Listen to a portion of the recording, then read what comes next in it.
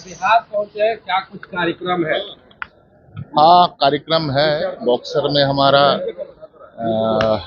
ये रामनवमी को लेकर ही एक वहाँ कार्यक्रम होगा, उसमें ही पार्टिसिपेट करने वाले हैं।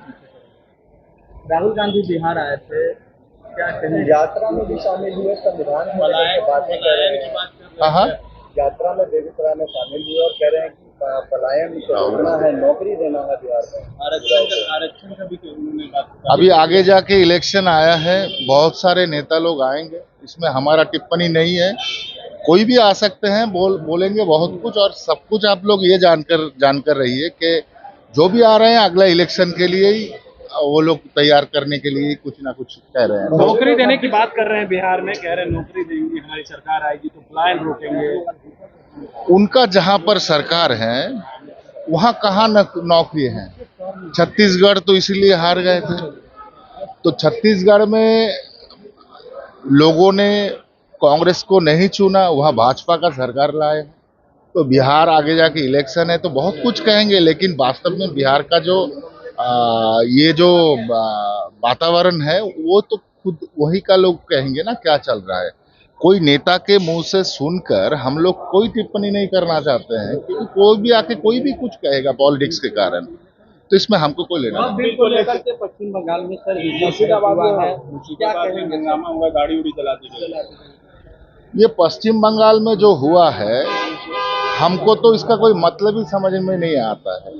एक ही मतलब में समझ में आता है कि वहाँ जो माइनॉरिटीज है, वो माइनॉरिटीज को जो लोगों ने नेतृत्व दिया है, देता है, उनके प्राधान्य चला गया इस बिल और ये पास होने के कारण। जो हमारे ये वक़्फ़ बिल था वो पास हुआ है। तो मैं मानता हूँ जिसका पैर के नीचे से जमीन चला जाएगा तो उसका तो ऐसा ही हालत होगा, वो तो ऐसा कुछ करेगा ही। 26/11 में जो आतंकी भाग गए थे देश के बाहर, उन्हें अब भारत लाया जाएगा, कितनी बड़ी उपलब्धि प्रधानमंत्री नरेंद्र मोदी के क्या चीज बोला? 26/11 में जो आतंकी भाग गए थे उन्हें अब भारत लाया जाएगा, उसको भारत लेके आए, कितनी बड़ी उपलब्धि मानते हैं? हाँ, तो ये तो बड़ा उपलब्धि है। उपलब्धि इसलिए है क्योंकि माननीय प्रधानमंत्री जी का नेतृत्व में भारत ने जो सपना देखा विकसित भारत का, तो हर चीज विकसित होना है, ये भी एक पार्ट है कि इसको लाके दिखाना है, कितना क्षमता है, कितना पावर है।